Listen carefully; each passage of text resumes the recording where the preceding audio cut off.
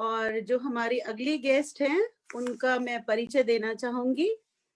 100 influencers to follow on Twitter, 100 most inspiring women at workplace, co-author of many books like A Jar Full of Memories, etc. She is a well-known poet, author, and storyteller who has proudly shared stage with prestigious personalities like Dr. Shashi Tharoor, Zeenat Aman, and who not. As a moderator and speaker, several literary festivals around the nation are to her name. वो चाय मैं coffee, वो चाय मैं coffee, क्या तुम खुश हो? जैसी सुपर डुपर स्टोरी वीडियोस बनाने वाली हमारी केनाश्री जी मैम, आपका भव्य स्वागत है इस यूबीआई मंच पर। तो अब मंच आपका। Welcome to the group and welcome to the stage. We are really honored to have you. Thank you so much for being there. Thank you very much. Thank you very much to the entire team of UBI. What a beautiful platform this is. What a beautiful literary forum you are. And thank you for even having me here. I'm really, really obliged. बहुत शुक्रिया। और स्वाति स्वाति क्या बोले हम आपको, कुछ भी नहीं है ऐसा, पर बहुत बहुत शुक्रिया। नहीं मैम, बहुत शुक्रिया। नहीं, बिल्कुल सच बोला है। You deserve it. I mean, पता है अपनी लिटरेरी सर्कल में ना सबसे अच्छी यही चीज है, शायद यही एक आर्ट फॉर्म है ना जिसमें हम लोग एक दूसरे से बेइंतहा प्यार करते हैं, और चाहे हम कहीं बहुत दूर दूर छिटके हों, लेकिन जब आपस में जुड़ते हैं तार तो इसी तरह से जुड़ते हैं। तो इस प्यार के लिए बहुत शुक्रिया। और आज मेरे पास बहुत 4 से 5 मिनट है, तो जो मेरी लिखने की विधा है उसे परफॉर्मेटिव पोइट्री बोलते हैं।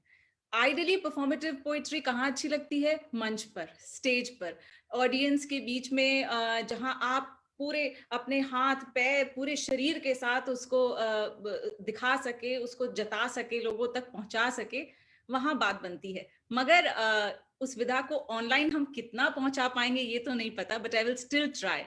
तो आपके समक्ष आज एक परफॉर्मेटिव पोइट्री हिंदी में प्रस्तुत करने जा रहे हैं हम, जिसका नाम है वो चार लोग। वो चार लोग के लिए एक छोटा सा म्यूजिक पीस पीछे चल रहा है। प्लीज लेट मी नो अगर ये आवाज आप तक पहुंच रही है।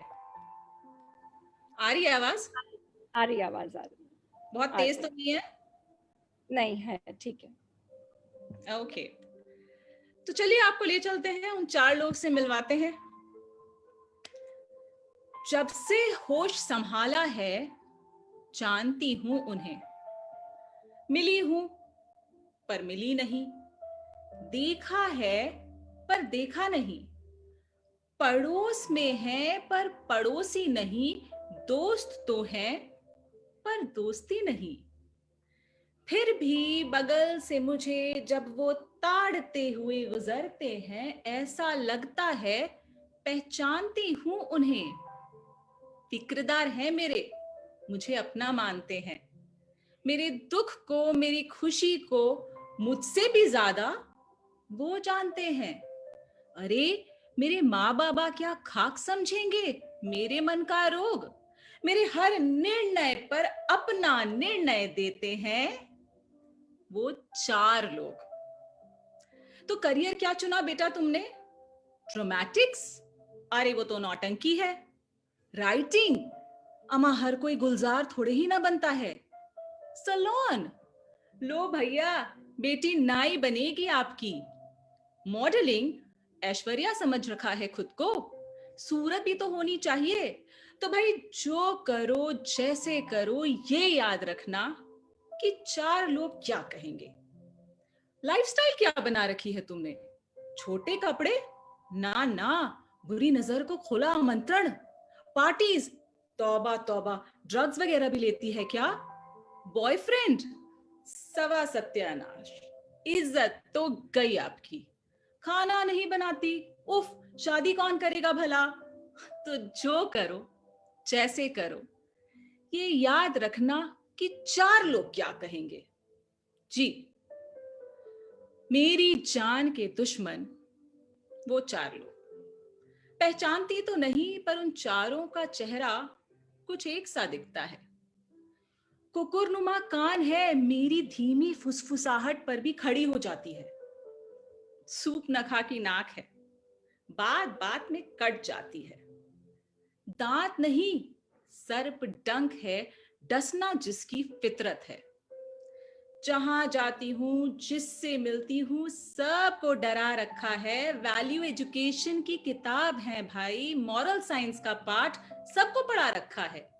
तुम होगे बड़े 30 मार खा, काम अनेक किए होंगे, पर सही है या गलत तय वो 4 लोग करेंगे। घर चलाना आता है तुम्हें? फर्नीचर, अरे ये क्या ले आई? ड्यूरियन लाना था ना। डॉक्टर, इन्हें क्यों दिखाया? चड्डा को दिखाना था ना। और शॉपिंग खुद ही कराई, अरे मुझे लेके जाना था ना। हॉलिडे, अरे गर्मी में सिर्फ यूरोप ही ले जाना था ना। मेरे ओपिनियंस पर भी उनके सवाल। पॉलिटिक्स, सुधर जाओ, कम्युनिस्ट बातों से पेट नहीं भरता। रिलीजन, एथीस्ट हो, नरक में भी जगह नहीं मिलेगी। जेंडर, LGBT, कोई जेंडर है? पेट्रियोटिज्म, हाँ, लेफ्ट राइट, चौड़ा सा सीना ही सबसे ऊंची मिसाल है। और फिर उनके अनगिनत पर्सनल सवाल। इतनी उम्र हो गई, शादी कब करोगी? शादी हो गई, बच्चे कब करोगी? एक हो गया, दूसरा कब करोगी? 2 बेटियां हो गई, 1 बेटा कब करोगी? सच तो ये है कि उम्र दर उम्र गुजरती गई और हर दिन इस डर में निकला कि 4 लोग क्या कहेंगे। पर न वो 4 कभी खुश हुए, न हुआ उनके 4 सवालों का अंत।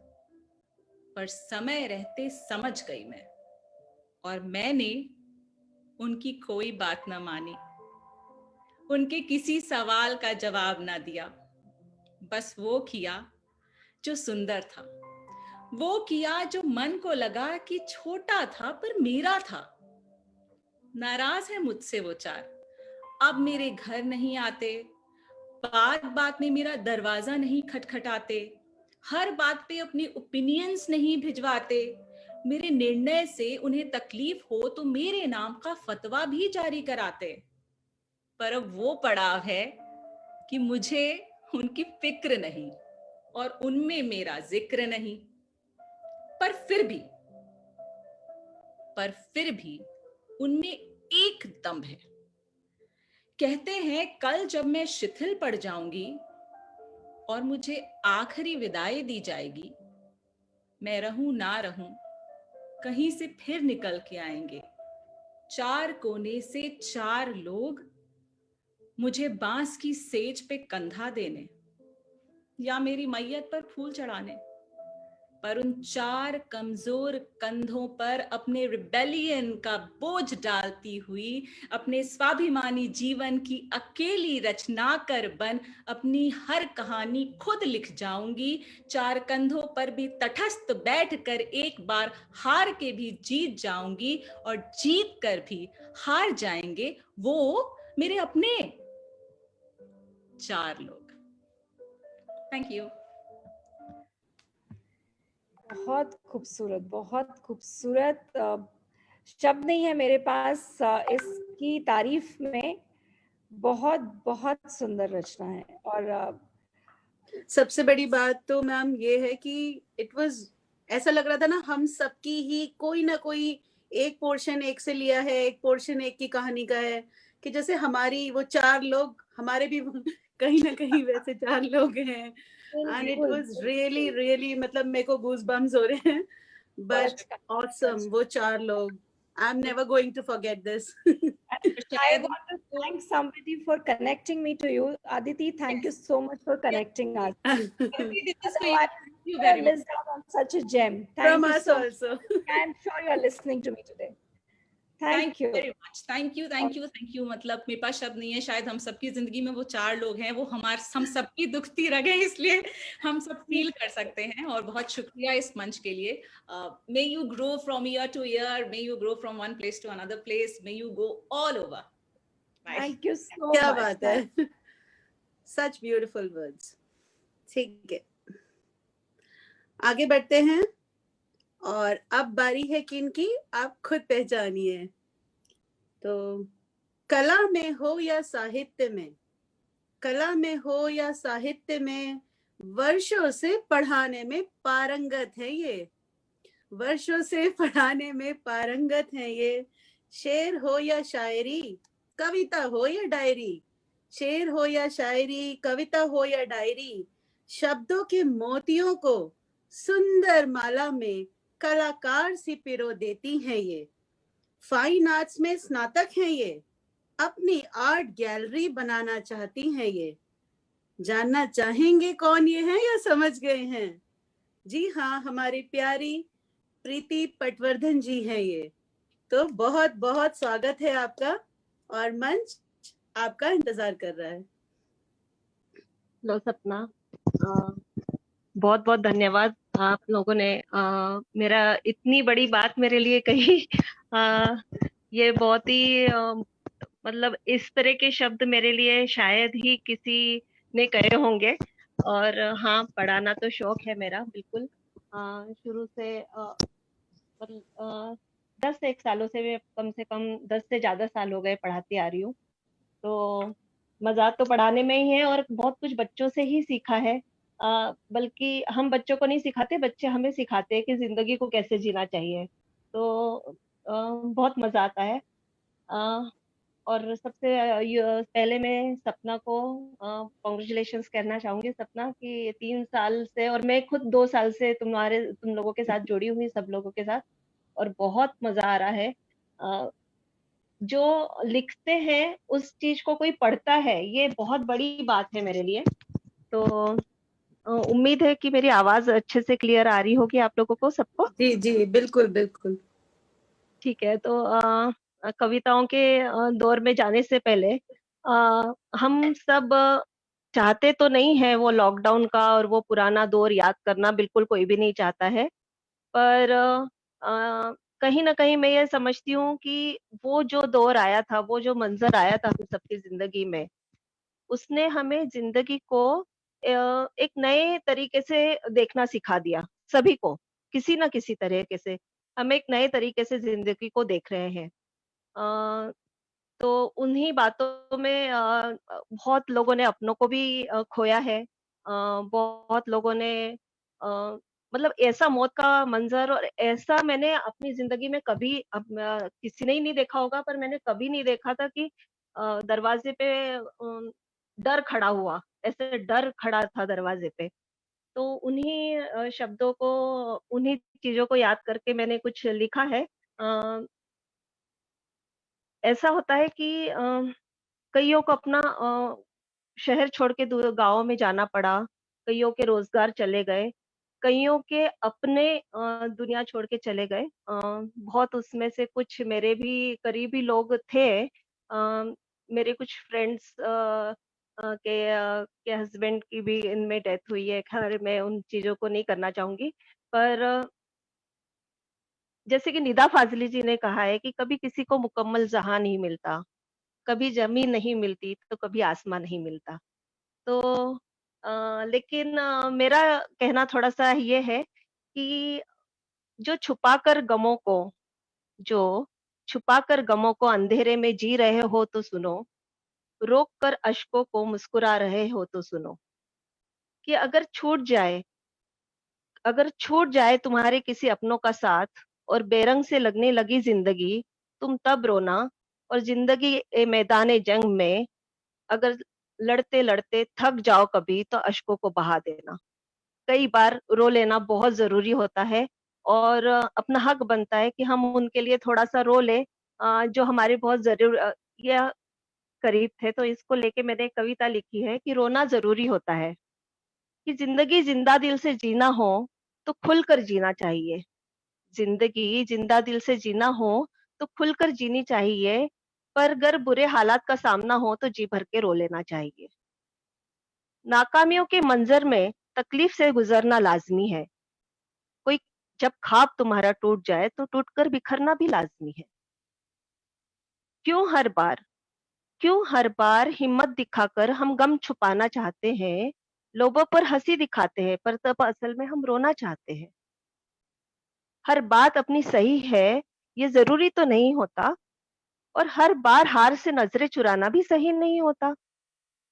तो क्यों इसका उसका डर हर वक़्त हम पर हावी हो, और क्यों हम हँसे उस वक़्त भी जब रोना हमारे लिए ज़रूरी हो? तो क्या हुआ? तो क्या हुआ अगर कोई मुझे फूट-फूट के रोता देख लेता है? थोड़ी देर ही सही दिलासे का हाथ मुझ पर रख देता है। थोड़ी देर भी अगर मैं जी भर के रो लेती हूँ, सच कहूँ ज़िंदगी फिर से जी लेती हूँ। एक बोझ दबा-सा मेरे मन से निकल जाता है, और लगता है मानो सर से कोई तूफ़ान गुज़र जाता है। तो रो लेना चाहिए, रो लेने से मन के जज़्बात कुछ और निखर जाते हैं, जीने के नए अंदाज़ फिर नज़र आते हैं। तो ज़िंदगी में खुद को यह बात समझाना भी बहुत ज़रूरी होता है, दुःख, तकलीफ़ या हार का सामना हो, तो फूट-फूट कर रोना भी ज़रूरी होता है। ख़ैर मैं रुलाना तो नहीं चाहती, पर कई बार मैंने ऐसा देखा था कि रोने ही नहीं देते थे किसी को कि आप मत रो, आप अब अपने को हिम्मत से काम दिखाना है, अपना हिम्मत रखना है, पर ठीक है ना, अपने को रोने का भी हक है, अगर अपने को कोई चीज़ नहीं मिलती, तो रो लेना चाहिए। तो मेरे बस इतना कहना चाहती हूँ कि जो हम कविताएँ लिखते हैं, जो आस-पास जो चीज़ें हमें नज़र आती है या हम जिन भावनाओं से गुज़रते हैं, उनको कलम का सहारा देके अल्फ़ाज़ों में पिरो देना चाहिए। पर अब इन सब चीज़ों के लिए हमें कुछ रिश्ते बनाने पड़ते हैं, कुछ रिश्ते जोड़ने पड़ते हैं। कई नए-नए लोगों से बातें करनी पड़ती है कि वो किस तरह से हमसे बातें कर रहे हैं, या हम किस तरह से उनके साथ तालमेल बिठा पा रहे हैं। तो थोड़ा-सा लीक से हटकर मैं दूसरी तरफ भी आपको ले जाना चाहती हूँ कि जैसे बहुत सारा जब लिखने का शौक नया-नया होता है ना, तो हर वक़्त मोबाइल साथ में रहता है। और जवान सिर्फ़ कच्ची उम्र की लड़कियों को नहीं, मेरे पास भी बहुत बार मोबाइल रहता है, और मेरे को भी सुनने को मिलता है कि क्या हर वक़्त तुम मोबाइल में करती रहती हो, क्या करती रहती हो? तो बहुत सारा मेरे को शौक हो गया था कि कोई भी फ़ोटो लो और कोई भी तस्वीर लो और उसके बारे में लिखना। तो ये मेरा शौक क्या हो गया, रोज़ स्टेटस डालना, और कुछ भी कहीं भी देखिए कोई सब्जी वाला देखा या कुछ भी लिखा उसके लिए लिखना। तो थोड़ा-सा लिख के हट कर मैंने एक और लिखा है कि एक मोबाइल सबके पास होना चाहिए। आजकल तो है ही सबके पास, पर बहुत अच्छा-सा एक मोबाइल सबके पास होना चाहिए। अ, अगर मुस्कुराते रिश्ते चाहिए, तो एक मोबाइल होना चाहिए। मेरे मोबाइल में सब रिश्ते बड़े प्यार से रहते हैं। मेरे मोबाइल में सब रिश्ते बहुत प्यार से रहते हैं। सभी शिकायतों से दूर बस मुस्कुराते रहते हैं। मेरे माँ-पिताजी की मुस्कुराती तस्वीर, भाई-बहनों का अपनापन और उनकी तकरीर, कहीं मेरे दोस्तों की खिलखिलाती यादें, तो कहीं मेरे ताऊ और चाचा की हँसी-ठिठोली की बातें। जो रूठ गई जो रूठ गई अब किसी बात से, वो माँ भी हँसती हुई मौजूद है, और 5 सालों से लंदन में रहने वाली मासी भी उसमें हँसती मौजूद है। जिनसे रोज़ बात होती है, वो भी मुस्कुराता रहता है, और जिनसे बात बस औपचारिकता से करती हूँ, वो भी उसमें हँस रहा है। तो मोबाइल में सब रिश्ते बहुत सुरक्षित रहते हैं। कोई किसी से शिकायत नहीं करते, सब व्यवस्थित रहते हैं। समय-समय पर आपको इनको डाउनलोड करना पड़ता है। एक विशेष दिन पर उनका एक स्टेटस लगाना पड़ता है। एक बात और कि यहाँ पे किसी को किसी से मतभेद या शिकायत नहीं होती।